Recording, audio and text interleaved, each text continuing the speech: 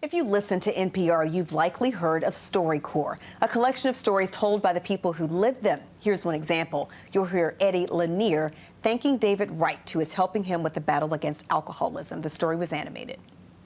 I hope I was a little bit of a help along your path. Well, you know, David, without your kindness and your family and all, I don't know. I wouldn't say I'd have gone back drinking again, but I'd say it would have been rough.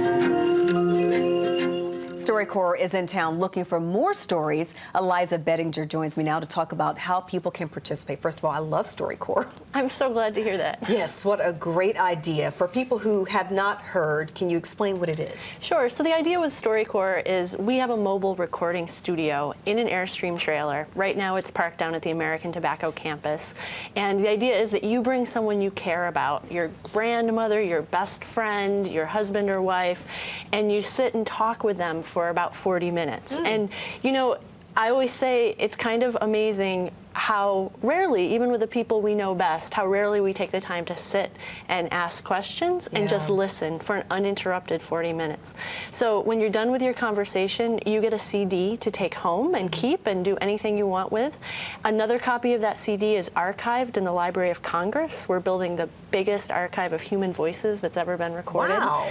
And then a very few of the stories are excerpted and played on the radio, either nationally on NPR or locally North Carolina Public Radio will play more of the Durham stories. Do you know how many stories have been shared?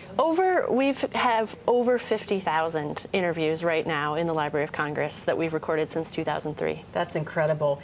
And what impact have these story sharing things had on people?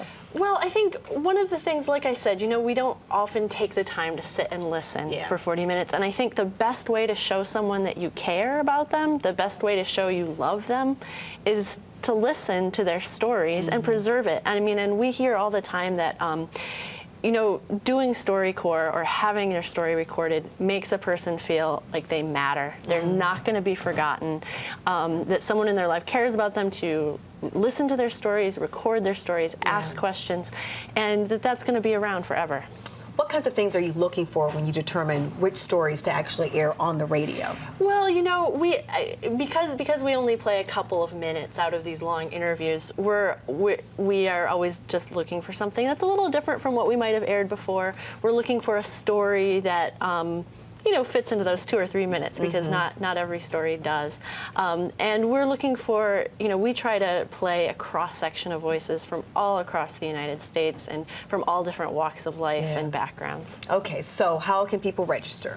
Well, our first 2 weeks that we're in Durham are already booked up with reservations. But on April 18th at 10 a.m., we will open the next round of reservations. So on that day, at that time, you can go online, StoryCorps.org, or call our 1-800 number, 1-800-850-4406. Call up, make a reservation. And if you don't get a reservation right away, get on our wait list, because we do get cancellations all the time, and we do call down that wait list and get people in that way. Well, this is awesome. Thanks so much for coming in to share the details. Thank you very much.